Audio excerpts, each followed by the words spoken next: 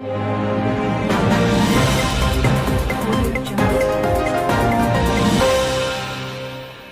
हाँ, नमस्कार। News letter के साथ हाजिर हूँ मैं, राकेश रंजन। वोट चोर गद्दी छोर, यह आज का सबसे लोकप्रिय नारा बन गया है। खासकर बिहार में इस नारे को लोकप्रियता के शिखर पर पहुंचाने में कांग्रेस के पूर्व अध्यक्ष और लोकसभा में विपक्ष के नेता राहुल गांधी ने महत्वपूर्ण भूमिका निभाई। 7 अगस्त के उनके प्रेस कॉन्फ्रेंस में सेंट्रल बेंगलुरु लोकसभा के महादेवपुरा विधानसभा खंड में 1 लाख से अधिक मतों की घपलेबाजी के खुलासे के बाद बिहार में एसआईआर की गड़बड़ियां यह संकेत दे रही हैं कि केंद्रीय चुनाव आयोग इस चोरी में शामिल है और वह केंद्र सरकार का चुनाव विभाग बन गया है। तो समकालीन चिंतन के संपादक हैं डॉक्टर राम कविंद्र। डॉक्टर राम कविंद्र का विश्लेषण है लेकर मैं हाजिर हूँ। तो डॉक्टर साहब लिखते हैं कि 17 अगस्त से 1 सितंबर तक बिहार के महागठबंधन की ओर से संपन्न वोटर अधिकार यात्रा की सफलता ने देश के जनमानस को काफी प्रभावित किया है।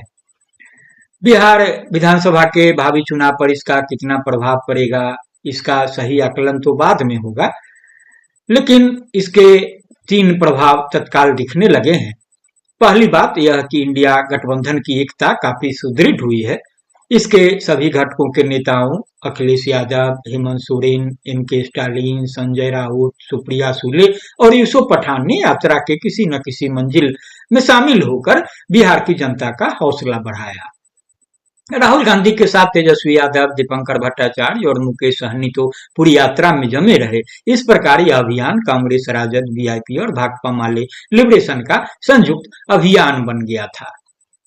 पूंजीवादी विश्लेषकों का मानना है कि 7 अगस्त से 1 सितंबर के बीच राहुल गांधी का राजनीतिक कद काफी बढ़ गया और इंडिया गठबंधन के निर्विवाद नेता बनने का उनका रास्ता साफ हो गया। तीसरा और सबसे बड़ा प्रभाव यह दिख रहा है कि चुनाव आयोग, केंद्र सरकार और भाजपा आरएसएस की मिली भगत बिहार की विशाल आबादी के सामने खुलकर सामने आ गई।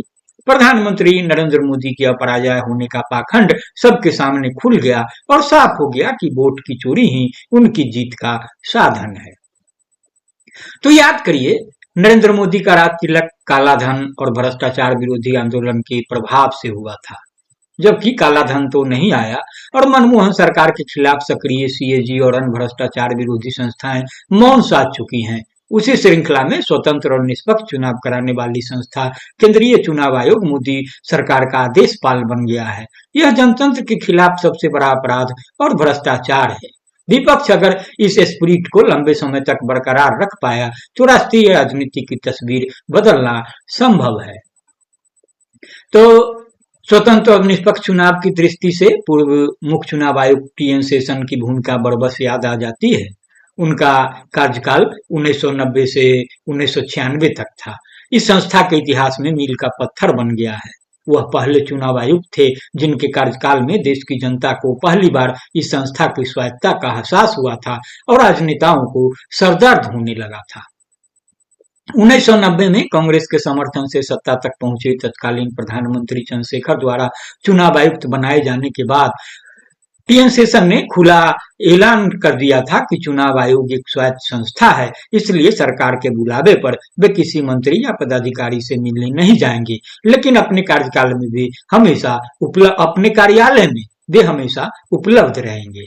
यह बात इसलिए महत्वपूर्ण थी कि पहले के चुनाव आयुक्त सरकार के विधि विभाग के मंत्री या अफसर से मिलने के लिए इंतजार किया करते थे। तो देश के चुनाव सुधार में उनके 3 योगदान यानी टी.एन. शेषन के 3 योगदान याद किए जाते हैं।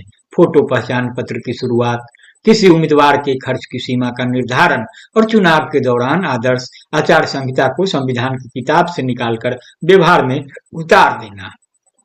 शेषन के कार्यकाल में चुनाव आयोग की निर्भीकता के 2 उदाहरण ज्यादा चर्चित हैं।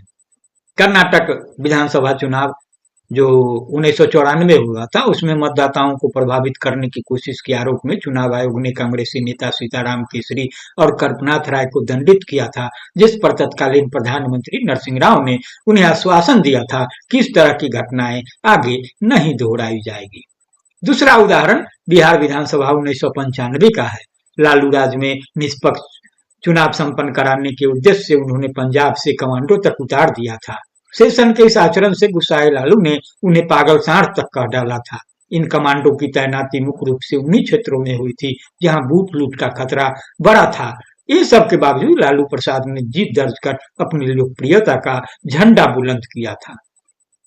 तो इस आलोक में पूर्व मुख्य आयुक्त चुनाव आयुक्त राजीव कुमार और वर्तमान चुनाव आयुक्त ज्ञानेश कुमार की भूमिका को याद कर लीजिए। इन दोनों मुख्य चुनाव आयुक्तों ने चुनाव आयोग को एक बार फिर सरकार के चुनाव विभाग के स्तर तक पहुंचा दिया है। महादेवपुरा में लोकसभा चुनाव 2024 में जिस वोट चोरी का खुलासा राहुल गांधी ने किया, उस समय मुख्य चुनाव आयुक्त अपनी शायरी के लिए कुख्यात राजीव कुमार ही थे। हरियाणा और महाराष्ट्र विधानसभा चुनाव की गड़बड़ी का ठिकरा भी उन्हीं के माथे फूटेगा। तो उपयुक्त दोनों परिस्थितियों के मद्देनजर 3 सवाल उठते हैं। चुनाव आयोग की भूमिका का पतन कैसे हुआ, क्यों हुआ और इसके निराकरण का उपाय क्या है? इन सभी सवालों के विस्तृत जवाब पर चर्चा बाद में करेंगे। फिलहाल अत्यंत संक्षेप में हम मुख्य पहलुओं पर चर्चा कर लेते हैं। यह पतन पूंजीवादी व्यवस्था में सरांध की देन है, जिससे पूंजीवादी विपक्ष पहले प्रभावित हुआ है। इससे बेचैन विपक्ष एकजुट होकर इसका विरोध कर रहा है।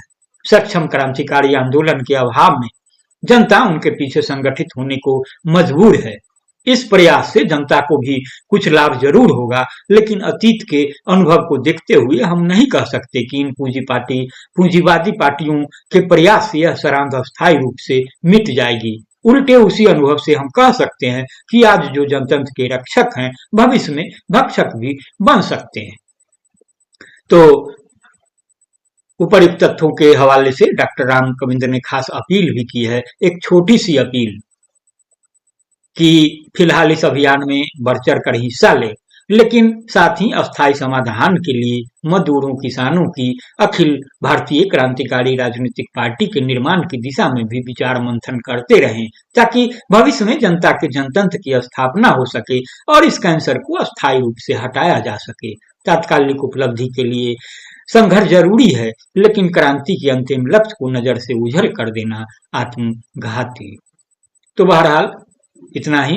संजीदगी से सुनेंगे, गुनेंगे, प्रतिक्रिया भी जरूर देंगे, लाइक करेंगे, शेयर करेंगे। और हाँ, अगर आपने अब तक newsletter with Rakesh Ranjan channel को सब्सक्राइब नहीं किया है तो सब्सक्राइब भी करेंगे। नमस्कार।